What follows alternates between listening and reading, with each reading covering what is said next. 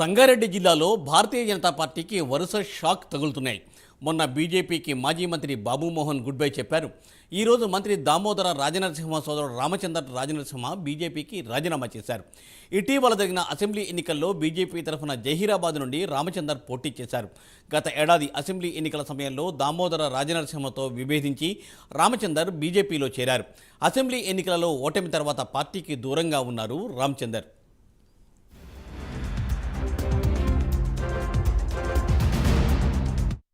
దీనిపై మరింత సమాచారాన్ని మా ప్రతినిధి రాము అందిస్తారు. రాము. స్ఫూర్తి, గుడ్ ఈవినింగ్. అయితే సంగారెడ్డి జిల్లాలో బీజేపీ పార్టీకి షాకుల షాకులు తగులుతున్నాయని మనం చెప్పుకోవచ్చు.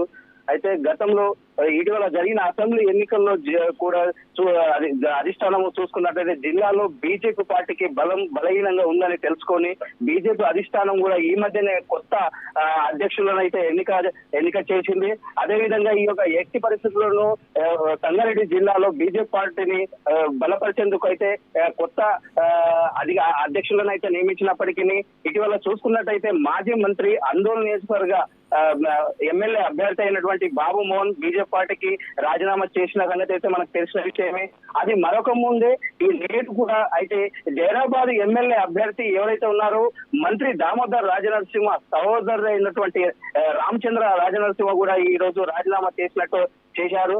అయితే గత ఏడాది చూసుకున్నట్లయితే అసెంబ్లీ ఎన్నికల్లో రామచంద్రకు దామోదర్ రాజనరసింహకు కొద్దిగా తేడాలు రావడంతో ఈ యొక్క తాను బీజేపీ పార్టీలో చేరుతున్నానంది. బీజేపీ పార్టీలో అయితే చేరినప్పటికీ అయితే జైరాబాద్ నియోజకవర్గం నుంచి అయితే బీజేపీ ఎమ్మెల్యే అభ్యర్థిగా పోటీ చేసి ఓటమి పాలయ్యాడు.